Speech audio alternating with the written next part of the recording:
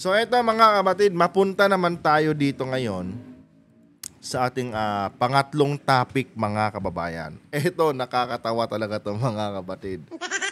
Vlogger na nag-post ng larawan ni PBBM na may caption na headshot inaresto na ng NBI.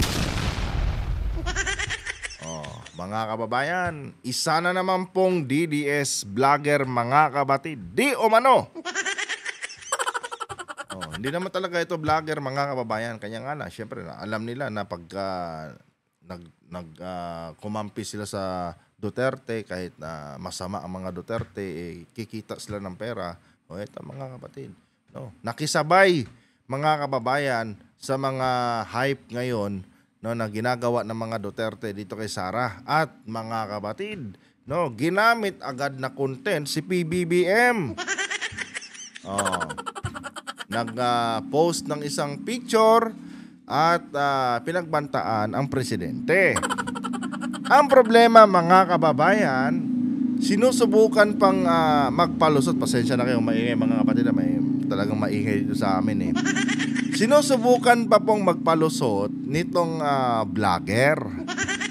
No, akala niyo siguro mga kapatid, lahat ng nagba-vlog ngayon mga Tagalog. No? May palusot siya dito mga kababayan na later on i-debunk natin. Pero bago tayo magpatuloy mga kapatid, huwag niyo po sanang kalimutan na i-like ang ating video ngayon para i-share pa po ni YouTube sa iba pang hindi pa nakakapanood. So ito mga kapatid, panoorin muna natin ang balitang ito at bigyan po natin ng ating personal na opinion at reaction. Alam nyo, ang NBI ay nire-respeto ang mga karapatan ng mga mamamahayag, social media practitioners, sa kanilang malayang pagko-comment, no? Pero ito, isa na namang pinarabaho ng NBI dahil lumampas na siya dun sa parameter na pinagbibigyan natin. Marami kasing mga bobong mga DDS vlogger mga kapatid ang inaakala, no, na lahat ng pwede nilang gawin sa social media, lahat ng mga pangbababoy nila sa presidente, kasali pa doon sa tinatawag na freedom of expression. Oh, lalo na yung mga Bisaya na mga DDS vlogger, yan laging katwiran nila. Freedom of expression naman namin to. Lagi nilang ginagamit yung salitang freedom of expression mga kababayan, pero sila mismo hindi nila alam mga kapatid kung ano ang ibig sabihin ng salitang freedom of expression. Oh, mga kababayan, yan ang problema talaga dito sa mga DDS vlogger na ito. Tapos mga kapatid, pag pinadakip mo or pinakulong mga kababayan, no, dahil sa sumobra na nga sila, lumagpas na nga sila sa tinatawag na freedom of expression, sasabihin nila mga kapatid na minamarsyalo na di umano sila ng gobyerno ni Bangag. Kundi ba naman mga tarantado to mga hinayupak na ito, no? Kahit wala naman talagang naiintindihan sa mga nangyayari sa ating bansa, ipagpipilitan talaga nila, trying hard to be loyalists or supporters or DDS vlogger sila mga kababayan. Oh, yung iba nga dyan nagla-live mga kapatid, lalo na yung matandang babae. Diyos ko, nagsisitalsika na yung laway niya mga kababayan sa kakapaliwanag niya, no? Kahit balu-baluktot na yung paliwanag niya mga kapatid, tuloy-tuloy pa rin, no? At sinusuportahan din talaga mga kababayan ng kanilang mga kapwa DDS. Kahit wala namang maayos na argumento, sinusuportahan, no? Basta ang sa kanila lang, no, masira nila, mayurakan nila ang pangalan ng presidente, sapat na sa kanila yon. Maipagtanggol lang nila si Tatay Diggs, okay na. No? Mapalabas na nilang kawawa si Tatay Diggs nila doon sa dahig, okay na mga kapatid. No? Yun lang ang hinahabol nila. Kaya minsan, hindi ko napipigilan yung sarili ko. Pumapasok ako sa live stream nila at syempre mga kababayan, kung anong ginagawa nila sa presidente, ganon din ang ginagawa ko sa kanila. Oh. Eto, isang good example tong hinayupak na ito mga kapatid. Tanga-tanga. No, tanga-tanga talaga itong animal na ito. Ngayon, mga kababayan, no? May Duterte ba? May Sara Duterte ba tumulong sa kanya? Ito, pakinggan nyo. ng National Bureau of Investigation Cybercrime Division ang isang Michael Romero noong October 7 sa Pagadian City. Bunsod ito sa post sa kanyang social media account tungkol sa pagbisita ni Pangulong Ferdinand Marcos Jr. sa Bogo City, Cebu. Makikita sa larawan ang Pangulo. Sa madaling sabi, Bisaya tong vlogger na ito, mga kababayan. Diyos ko, itong mga taga Mindanao talaga. Naiko po. Kasama sina Public Works and Highway Secretary Vince Dizon, Education Secretary Sonny Angara at iba pa. Kita niya yung mga kapatid, nilagyan niya ng aro. Tapos kinapsyonan siya ng headshot. Kinapsyonan niya ng headshot. Na ang ibig sabihin, mga kapatid, may plano sila, no, na ipagurgur si PBBM. No? Or baka nga siguro, mga kababayan, talagang that day siguro, no, nung nandyan si BBM sa Bogo City Hall, mga kapatid, baka nga siguro may mga sniper sila that time, may kanyang alang, hindi sila makaporma dahil syempre ang presidente kahit saan pumunta yan, may mga security kasama yan eh. Baka siguro, mga kapatid, no, dahil sa siguro walang gaanong magandang mapwestuhan, no, kaya siguro, mga kababayan, hindi natuloy. Pero mga kapatid, ito po ay talagang napaka-delikado po na banta, mga kababayan, nitong Mike Romero. Baka nga siguro, mga kapatid, itong Mike Romero na ito isang hitman to no? Baka talagang assassin to, mga kapatid, at kaya nga lang sumablay Pero mga kababayan, ganun pa man, no, hindi dapat maging malambot dito ang NBI natin. Kasi hindi lang ito ang unang beses, mga kapatid, na may mga ganitong mga DDS vlogger, no, ang binabalahura yung ating gobyerno. Last time taga Cebu din 'yon, no, at kung anong mga fake news ang pinakalat niya tungkol sa NBI at sa PNP, no, pero pinatawad lang din ng NBI 'yon, mga kababayan. Hindi dapat ganun, no. Dapat pag nagkamali sa batas, no, ikulong agad, mga kapatid, at wag na pong wag nang hayaang mag-public apology. 'Di ba? Kaya hindi natututo ng mga hinayupak na ito dahil alam nila, mga kababayan, na pag hinuli sila, public apology lang, okay na. Makakalaya na sila. Pag sinabi lang nilang, alam ko naman pong mali yung ginagawa ko, no. Akala ng mga kapatid, pag nagdrama sila ng ganyan, okay na. Kasi kadalasan gano'n naman aminado naman po ako na mali yung ginawa ko, no. And gusto ko pong sabihin sa iba nating mga kababayan na huwag niyo po akong tularan. Akala nila, no, yung mga ganyang kwan, yan na yung magsisave sa kanila, no. Kasi nga itong mga taga NBI din, no, pinagbibigyan din nila, mga kapatid Dapat po, mga kababayan, pagka mga ganitong kaso, no, dapat patikimin talaga ito ng parusa. Kung kailangan ikulong ng 10 taon, mga kapatid, ikulong dapat.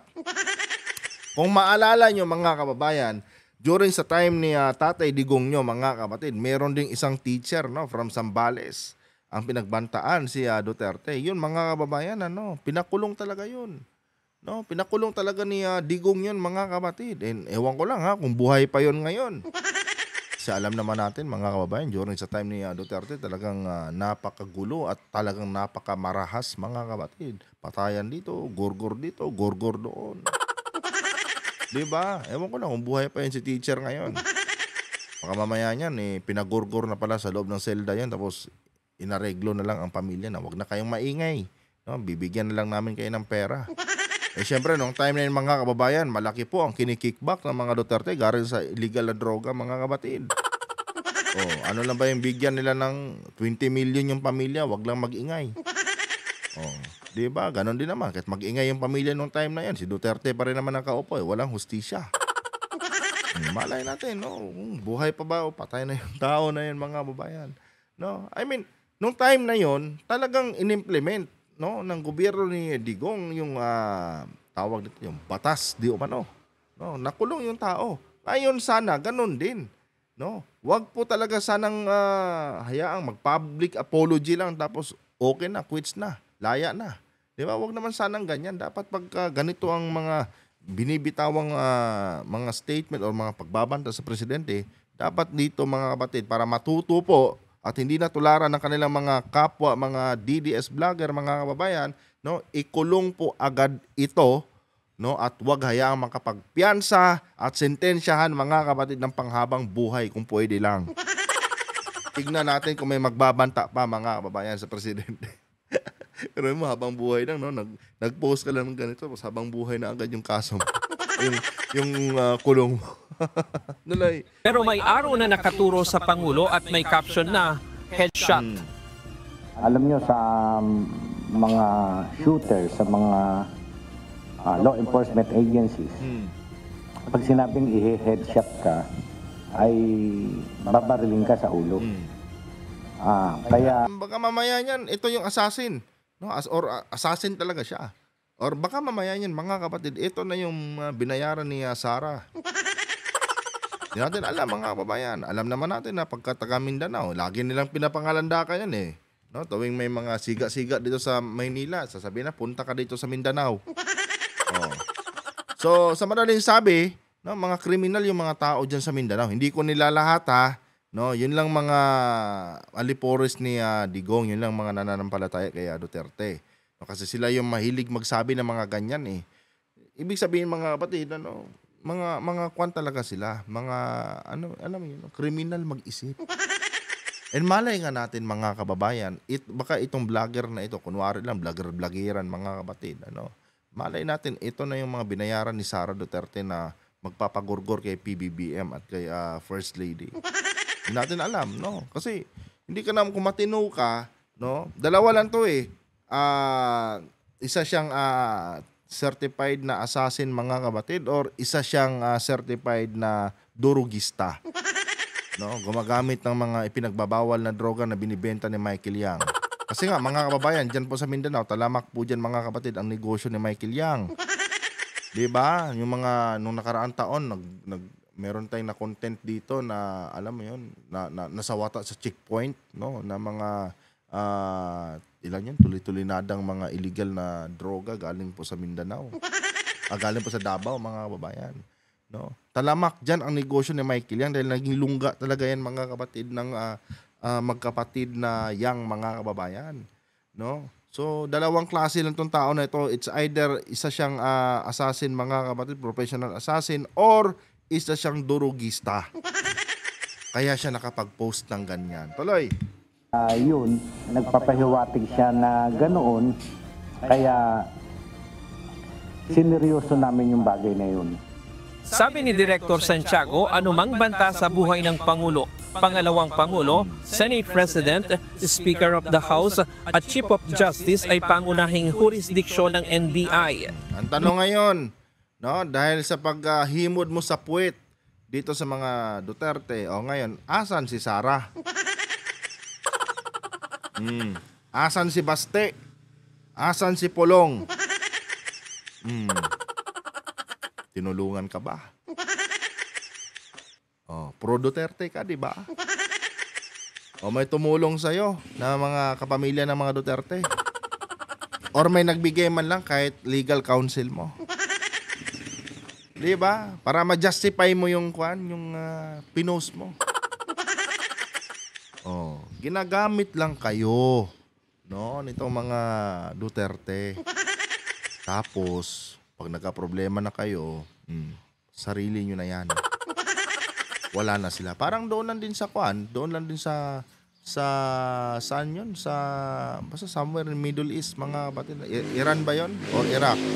Or basta nakalimutan ko yung lugar eh. Oh, mga OFW doon.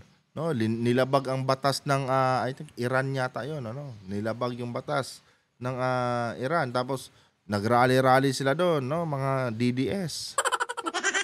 Bring home Tatay Digong daw. Oh, tapos saan si Sara? Nung nahuli sila, wala. Oh. Ngayon, eto mga kapatid, saan si Sara? Wala, mga kababayan. Oh, Duterte pa rin ba? Tuloy. Noong October 3, in-upload ng suspect ang nasabing larawan pero tinanggal ito ng Meta dahil sa paglabag sa community guidelines ukol sa violence and incitement. Pagkatapos nito, muli niyang in-upload ang post noong Dapat huwag nang i-blur ang mukha. Makapal ang mukha niyan eh. Dapat bini-blur-blur yung mukha niyan. Oh, di nga siya pasintabi nung lagyan niya ng caption na headshot yung presidente tapos ngayon i-blur niyo. Dapat ipakita ang mukha ni Gago. Tuloy. October 6 upang ipaliwanag kung bakit na-take down ang kanyang naunang post. Aminado ang suspect na kritiko siya ng Pangulo dahil sa aniyay kapalpakan sa pamamalakad ng administrasyon. Talaga ba? Oh, kritiko ka ni PBBM dahil sa kapalpakan? Pero hindi mo criticize si Duterte noong pinaslaughter niya yung mahigit 30,000 na mga Pilipino para gawing panakipbutas doon sa tuli-tulinadang illegal na droga na pinapasok ng kanyang best friend na in-chick, no, at economic advisor na si Michael Yang.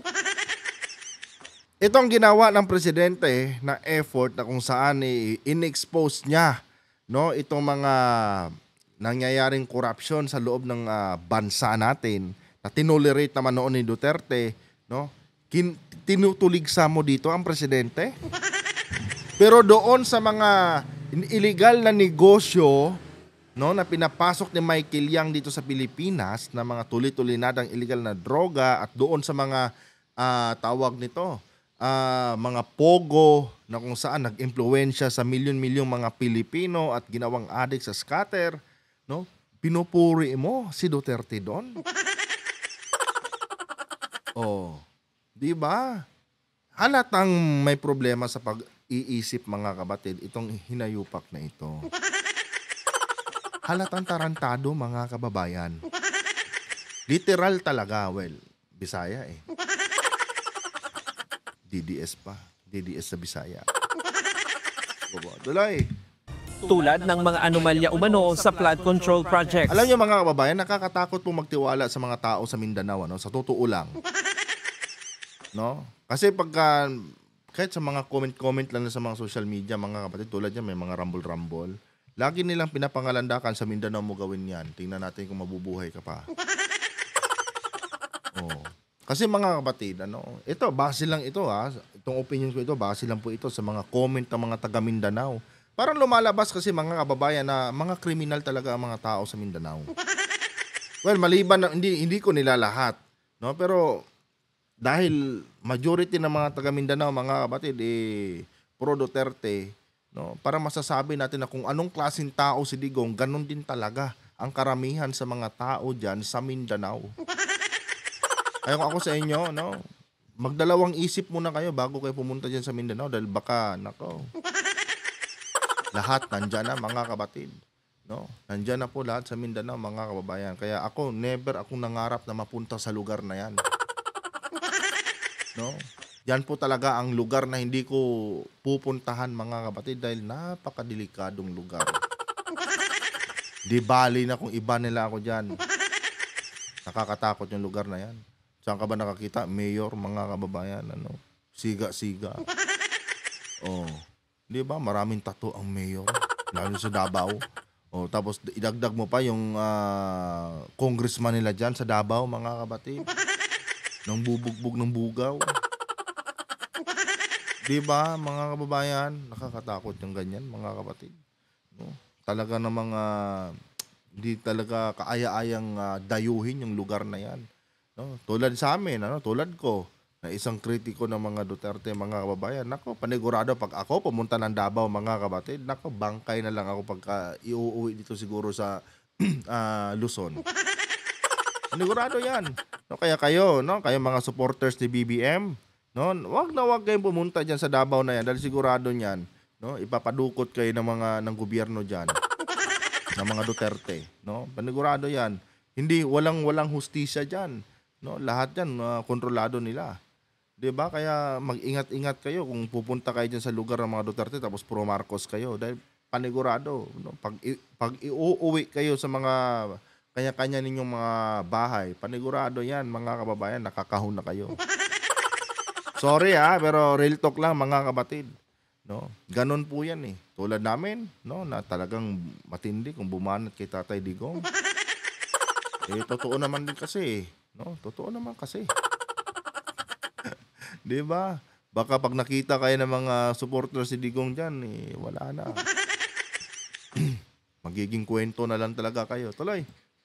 Gayunman, iginiit niya na mali ang pagkakaintindi sa kanyang post. Hindi rin. Papalusot ka pa kasi. Nung maling pagkakaintindi, napakalinaw nun. Nilagyan mo ng arrow, no? Yung ulo ni BBM. No, tapos kinaption na mo ng headshot. Ano ibig sabihin nun? Kanang magpalusot. Dahil ang salitang headshot, aniya, ay tumutukoy sa salitang bogo. Ha? Headshot? Bobo? Abugo? Oh.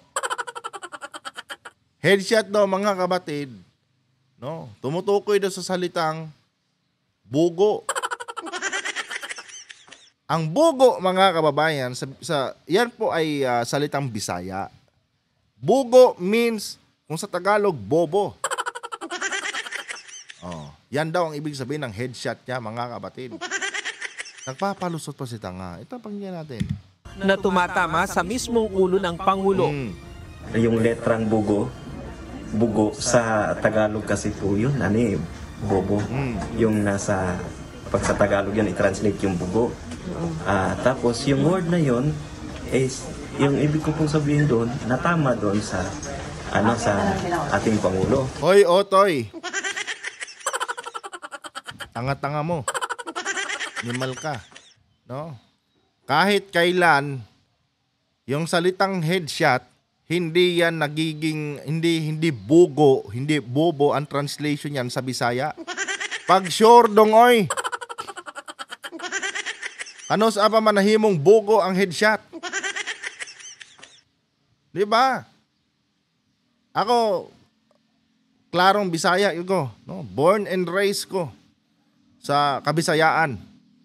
Never pagid nang natabo mga kaigsuunan nga ang salitang headshot, no, na-translate sa Bisaya nga bugo.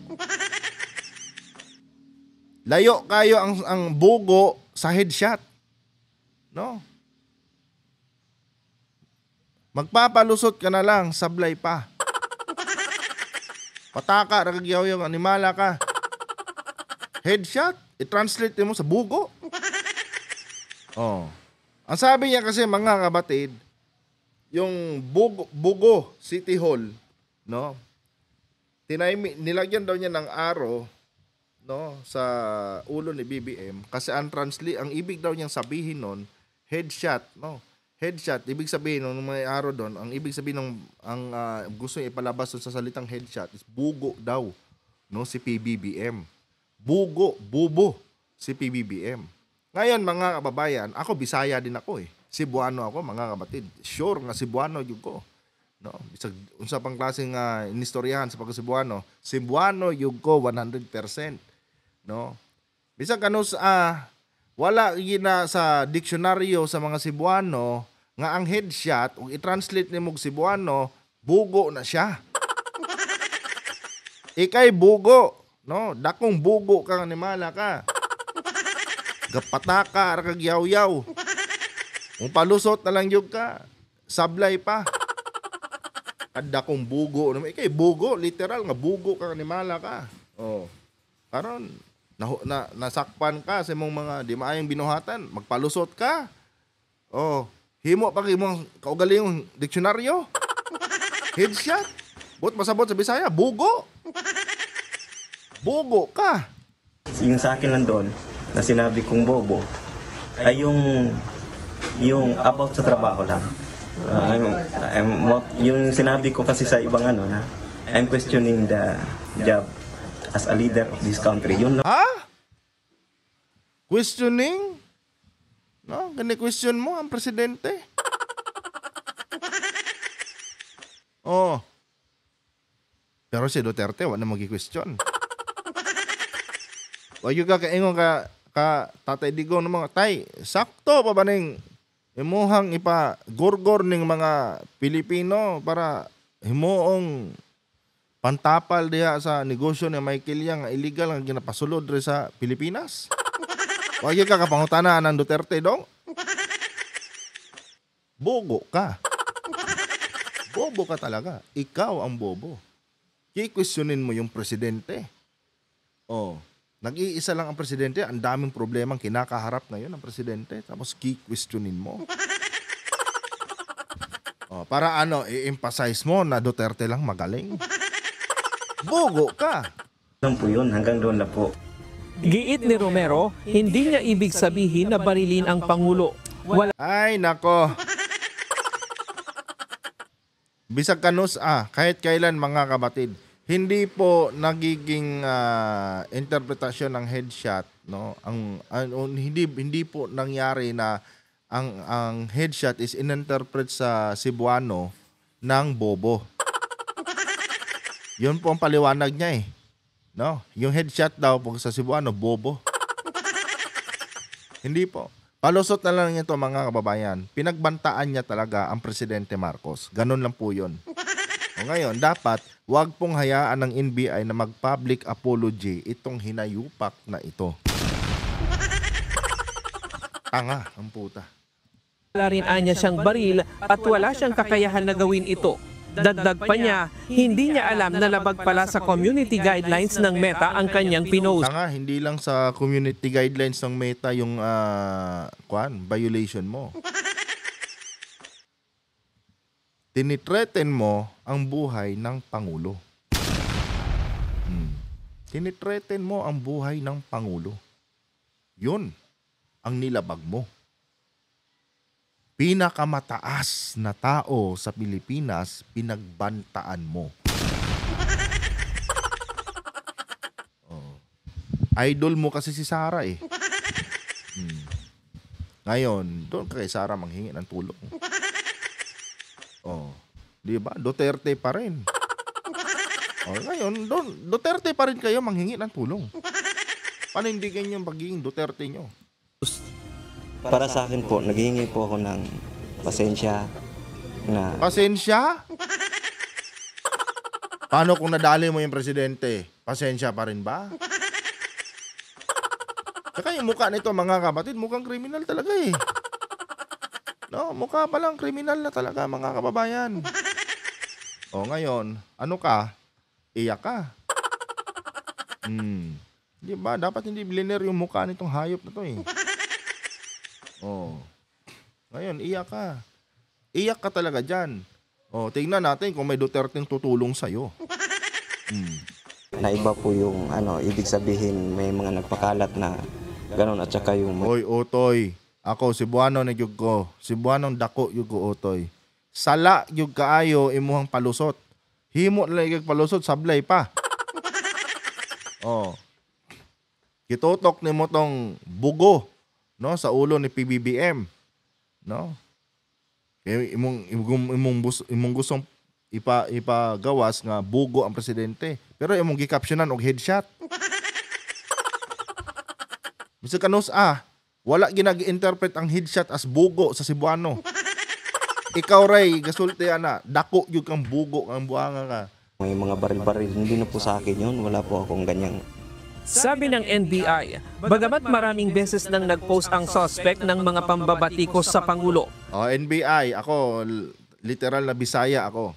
Never po naging translation, no, sa Cebuano ang salitang headshot as bobo. Hindi ganon.